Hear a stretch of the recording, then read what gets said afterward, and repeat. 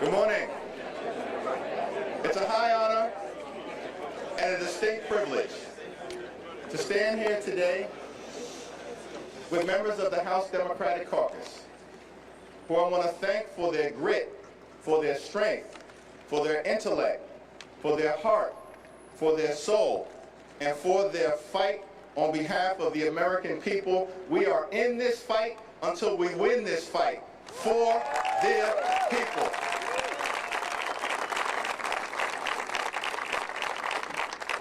I want to thank Teresa from the great state of New Jersey, Tony from the great state, the Commonwealth of Pennsylvania, as well as Catherine from the great state of Ohio, for their presence here today, for sharing their stories, for being here on behalf of more than 300 million Americans who are having to deal with the Republican health care crisis.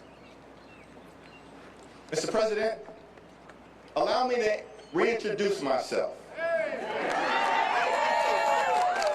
I'm the House Democratic leader. Our caucus is 217 members strong. We serve in a separate and co-equal branch of government. We don't work for you, we work for the American people.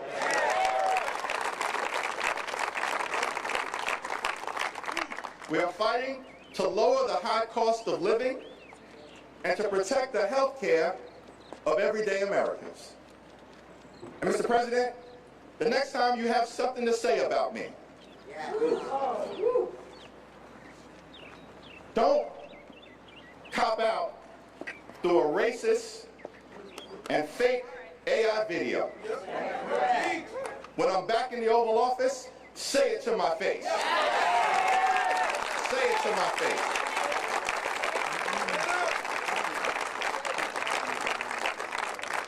House Democrats are here on duty, fighting on behalf of the American people, ready to fund the government in a way that lifts up their quality of life. House Democrats are on duty. House Republicans are on vacation. Shame on them for being on vacation all across the country and across the world on the eve of a government shutdown. We're on duty, they're on vacation. They're on vacation because they'd rather shut the government down than protect the health care of the American people. That's unfathomable. That's unacceptable. That's unconscionable, and that's un-American. Do your job. As opposed to being missing in action. Now we'll hear from everyday Americans whose health care has been under assault by Republicans who have enacted the largest cut to Medicaid in American history, triggered a possible $536 billion cut to Medicare because of what happened in their one big ugly bill. Hospitals, nursing homes, and community-based health clinics are closing all across America, in rural America, in urban America, in the heartland of America, in small-town America, in black and brown communities all across America because what Republicans have done in terms of this health care crisis that they've created. And in just a few days, notices will go out to tens of millions of Americans because of the Republican refusal to extend the Affordable Care Act tax credits, which will result in tens of millions of Americans experiencing dramatically increased premiums, co-pays, and deductibles in an environment where the cost of living is already too high. Our position is a simple one. Cancel the cuts, lower the costs, save health care.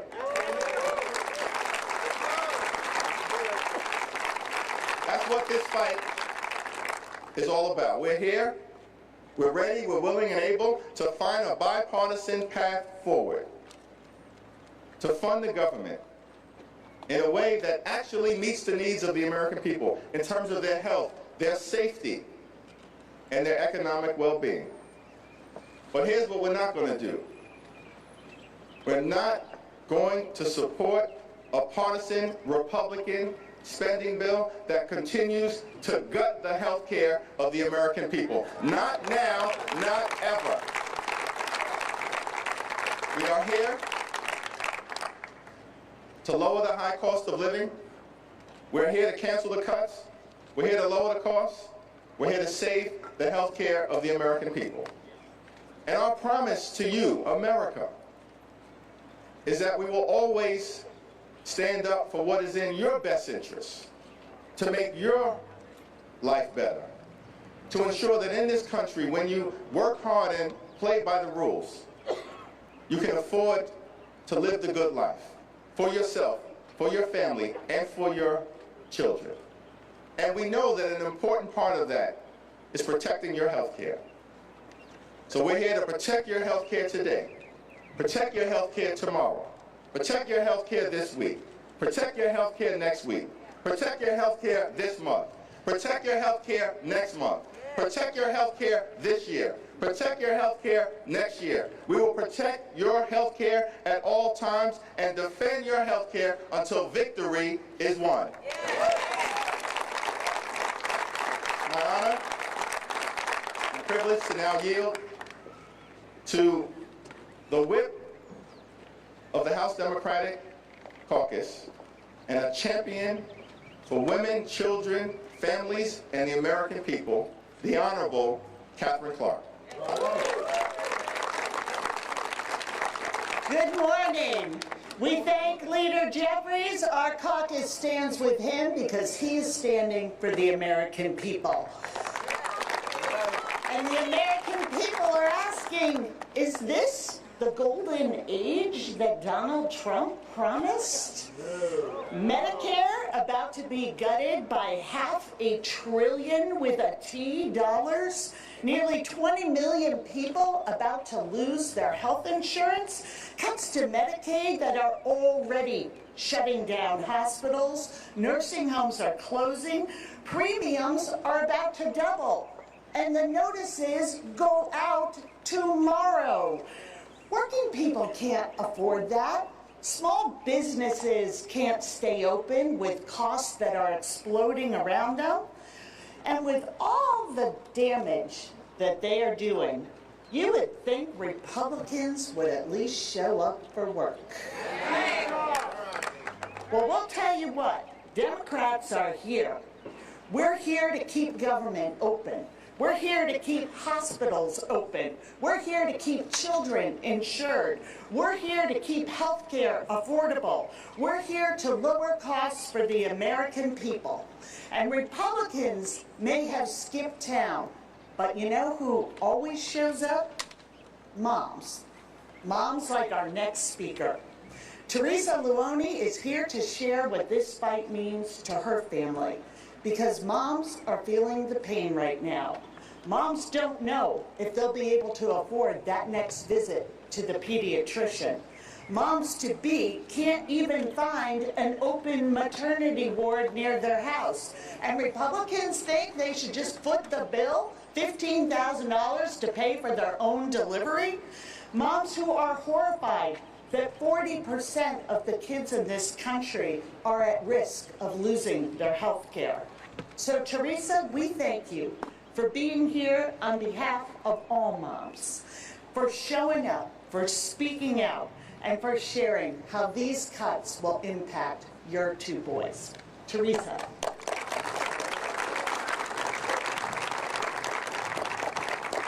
Good morning, and thank you, Leader Jeffries, for standing with families like mine today. My name is Teresa Luoni. I'm a single mother and full-time caregiver to my twin boys, Dylan and Max, who are both profoundly autistic. For us, Medicaid is not an abstract policy or a line in a budget. It is a lifeline that makes it possible for my children to live with dignity, safety, and the chance to grow. My boys are 13. Medicaid covers the doctors, therapies, and specialists that my boys depend on. But it also helps with the most basic, essential items that families like mine could never afford without programs that the Democrats are fighting to protect. It helps pay for formula to supplement my son's restricted diet, diapers for my other son who has not yet gained the skills to use the bathroom independently. These are not luxuries. These are everyday necessities that allow my children to survive and have some stability. And my family is not alone. Across this country, thousands of children in special education rely on these funds so they can access their education, so they can have aids, therapies, and the supports required by law to give them a fair chance in the classroom. Without Medicaid, those children would be shut out of opportunities that every child deserves. My sons are proof of what's possible when children with disabilities are given support. Max, though he is pre-verbal, has taught himself math skills and how to read using closed captions on YouTube, and he's a true tech whiz. Dylan, my nonverbal son, is one of the most empathetic souls you could ever meet, with a smile that can brighten anyone's day. He loves to help with chores, especially landscaping and gardening. With the right supports, every person has gifts to contribute to our society, and I firmly believe this. Making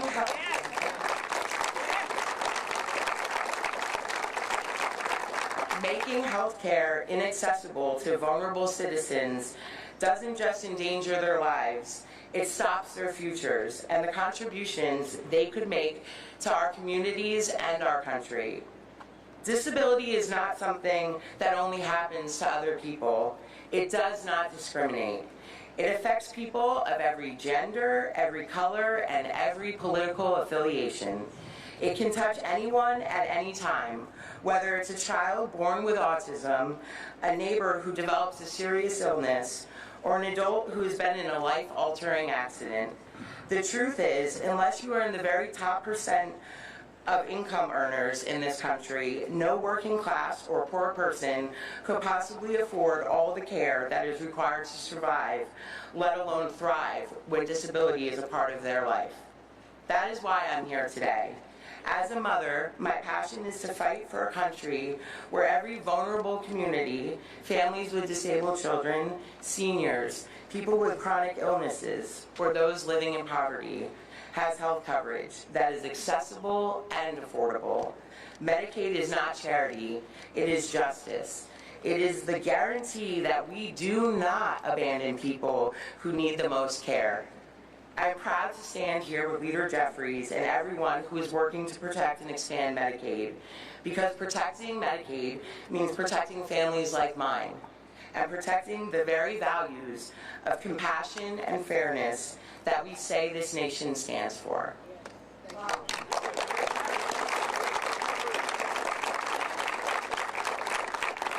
And now we're going to hear from Tony.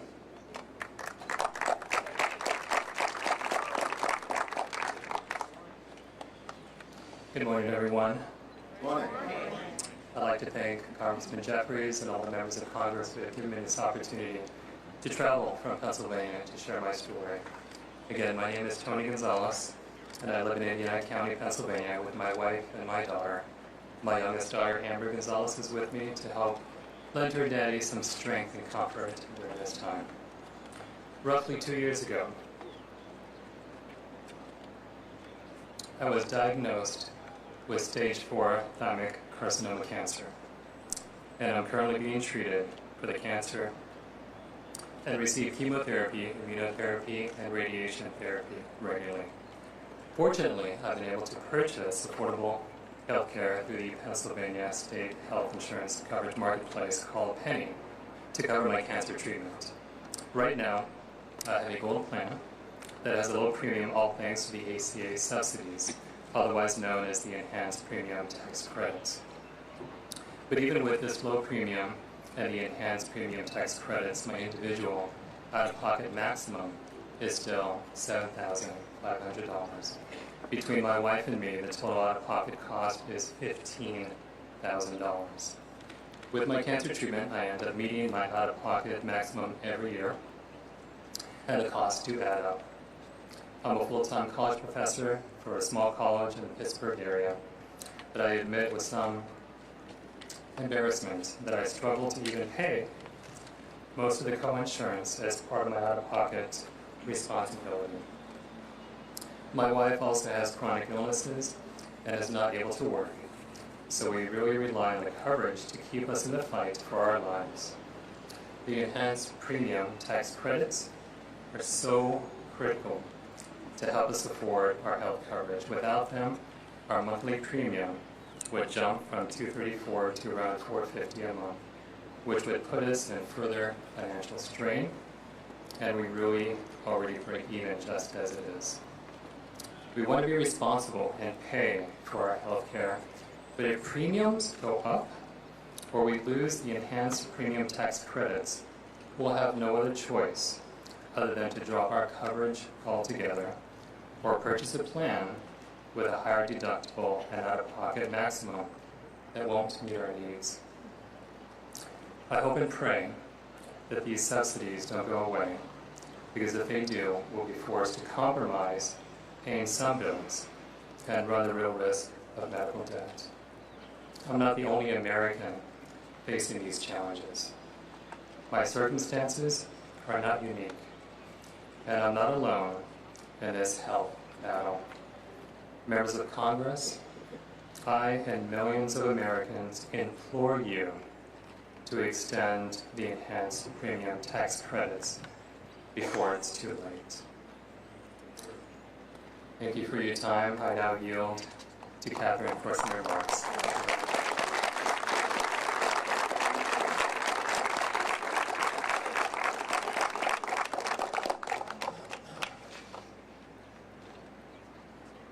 Good morning. Good morning. My name is Catherine Henderson, and I'm a surgical oncology nurse at The Ohio State University Wexner Medical Center, James Cancer Hospital. I am also proud to say that I'm a member of the Ohio Nurses Association, where I'm the Health Policy Council Chair, which is an affiliate of AFT. I am here today because I can't remain silent when it comes to protecting my patients and their health. I'm here today for my colleagues, near and far, who have committed their entire careers to a cause greater than themselves. Here are the facts. This summer, Republicans in Congress and the Trump White House enacted a big, ugly law that slashed Medicaid and ended health care tax credits for working families, all to fund tax breaks for the wealthy. And the result? A full-blown health care crisis. Up to 15 million people could lose their coverage. Hospitals and clinics will be forced to close or cut essential services. And even those with insurance like me will face higher premiums. It could literally mean choosing health care or rent or groceries. And hospitals aren't just health care, which we all know is a fundamental right. They're economic anchors. When a hospital or clinic closes, the whole community feels it. The ripple effects, jobs disappear, schools and small businesses also suffer. The impact here is clear. If this crisis isn't resolved, these places increase burdens not only on patients, but the remaining communities to provide care where the capacity and nurses are already stretched thin. At the James, we take care of patients from across the country. Without insurance, I worry that someone's mother or father or other important family member would have to forego preventative treatment or further cancer treatments. Regardless of your political party, everyone knows that cancer doesn't discriminate and early detection is life-saving. In other words, No one will be spared from this hurt if Congress fails to act. Now we face the looming threat to shut down the government and lay off workers rather than working together to protect Americans' health care. Republicans control Congress and the White House. If the government shuts down, it's because there was a choice made. One that prioritizes politics over protecting health care and keeps our costs from rising.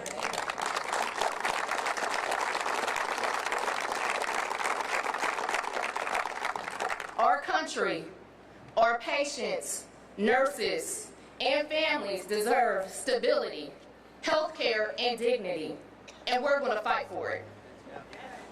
I urge Republicans to do the right thing. Work across the aisle to find a solution, one that protects health care, lowers costs, and keeps the government open. Thank you.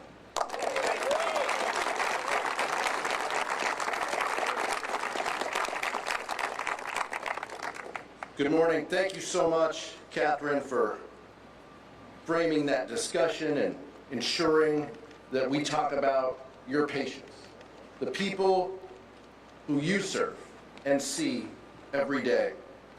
Thank you, Tony, for sharing your story and being honest about the decisions that families will have to make about whether to carry forward with their health care costs, whether to pay their health premiums, or make difficult family decisions. And Teresa, thank you so much for taking care of your kids and being the anchor in the family that they need. When House Republicans passed their big ugly law, it was the biggest health care cut in the country that we have ever seen. And the fallout was immediate and it was swift. Hospitals and clinics across this country began closing. Patients started facing longer wait times and travel times. Healthcare workers began losing their jobs, and costs started to go up for everyone. At a time when Americans continue to struggle to afford everyday needs because of Donald Trump's tariffs, Republicans voted to take healthcare away to make it an expense out of reach for so many. Damage has been done, but Republicans can still change course. Republicans control the House, they control the Senate, and the White House. They could act right now to prioritize the health care of the American public. That's why Democrats are in town. That's why Democrats are here. We're ready to work in a bipartisan way to keep government open, to lower costs, and to save health care. For months, we have been sounding the alarm that the Republican healthcare crisis that has been manufactured by House Republicans needs to end. Democrats know that unless Congress acts right now to extend the Affordable Care Act tax credits, the dual health care and affordability crisis will continue to get worse. These credits make health care less expensive for millions of Americans when they otherwise wouldn't be able to afford it. Democrats are giving Republicans the opportunity to do the right thing, a second chance to fix the crisis that they've created. Unfortunately, it seems Donald Trump and his Republican henchmen are hell-bent on pushing us toward a government funding shutdown, rather than saving health care for their constituents. We implore our Republican colleagues to change course. Abandon that approach. Put people first. Cancel your vacation. Cancel your vacation. Cancel these cuts. Lower costs. Save health care. Work with us. It's what the American people want. We will continue to work to ensure that Americans have the health care that they deserve, the health care that they've been promised, the health care that they have come to expect, so they don't have to make difficult decisions that affect their families, that put their communities in jeopardy. So healthcare clinics don't close, and more hospitals don't close their doors. That's what we're fighting for. If this shutdown continues, this will be on Republicans. Republicans in the Senate, Republicans in the House, Republicans that occupy the White House. This is a shutdown they will own, and the American people are paying attention. I'm so proud to stand with our House colleagues to demand that House Republicans cancel their vacation, cancel the cuts, lower the costs, and save health care. Thank you so much.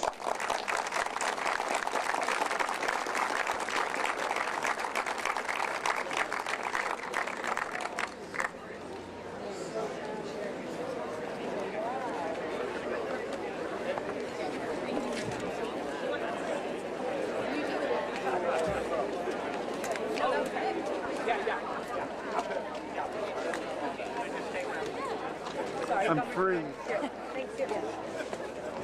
Joey.